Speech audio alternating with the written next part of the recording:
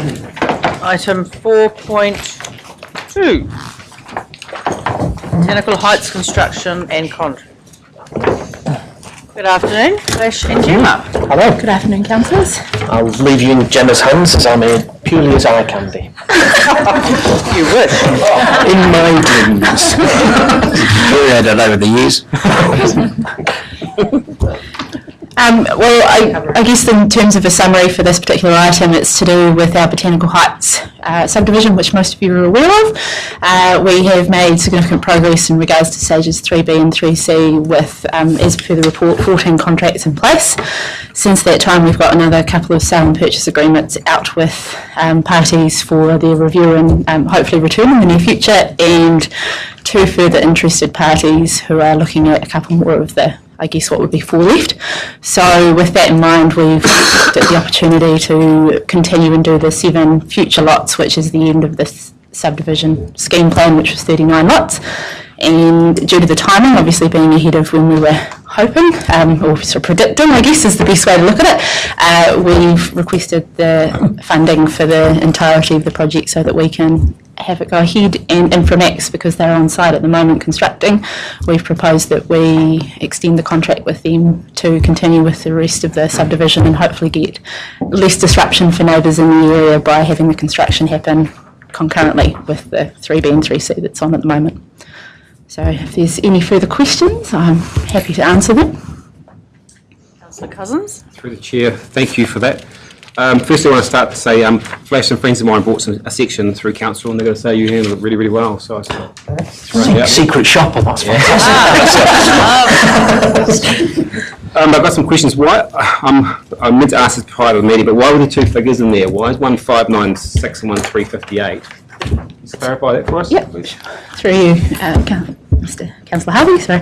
The way that is split up is Inframax's construction cost is the $358,000, so that's the contract that we need to extend, and the 596 is the total rounded figure, including development contributions and all the other elements that come along with the construction. Right. So in all, it's 596,000 yes. to subdivide off 7 sites? Yep. My question there will be, that's about 98k per site, including GST. It's a bit high for the industry norm.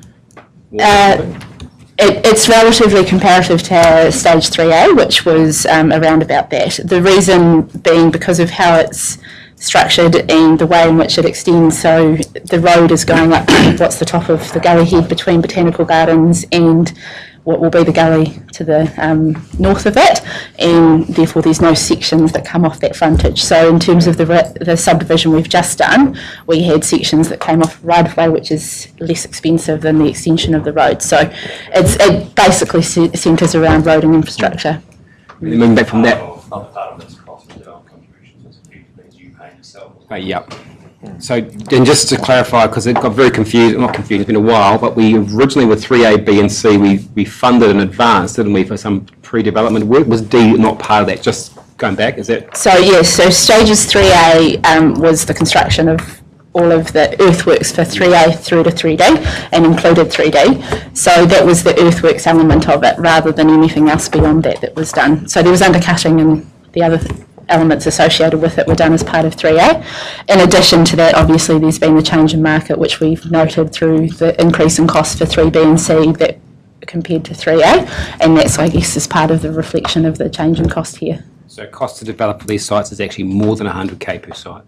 I'm just not disagreeing but putting this through, but I'm just trying to get a handle on that. I haven't done the price per lot, but I don't think it's over 100k. In terms of if we did a roundup of the entire 3A to 3D, I don't think it goes over that. After the decision today, could you send me that, what it is per cost per site? This is for my information? I think roughly, not exactly. Yeah. Thank you. I think I can work that out, yep. Can that be clarified? Yeah, I can give you the specifics. I think in the previous stage, 3A, I think it was around 1.24 for the total construction for the 12 lots. So that's around 100k for the original phase.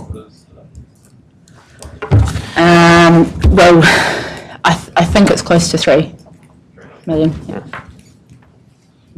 So I haven't got the exacts because, of course, these are the conditional contracts in place that are still to be confirmed. Third, the rule of thumb, so that's not bad.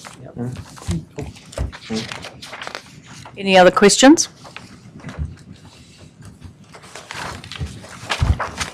Are we going to be borrowing money for this? No. Borrowing money for this? Yes. Just raise the question. Just want to clarify, we're borrowing money to complete the subdivision, is that correct? Yes, we are looking at unbudgeted expenditure, but on the basis that the profit from 3B and C is greater than what we'd actually budgeted for this year. You could say, in fact, that we're using some of the surplus income. What we are talking about is budgeted for next year, so we're looking at bringing it forward because of the market demand, and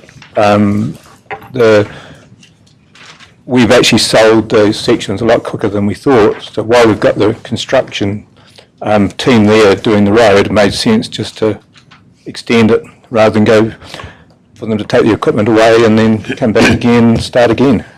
Madam Chair, I'm not against what we're attempting to do. I'm just wondering why we need to borrow when we've just heard of the profits that we may have or have off the developments already.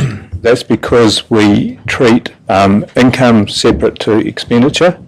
The income is revenue, the expenditure is capital expenditure. So this capital expenditure will be covered by income. Yes. Thank you. So do we have a mover and a seconder? We've got several. Right. Fine. All those in favour? Aye. Aye. Carried.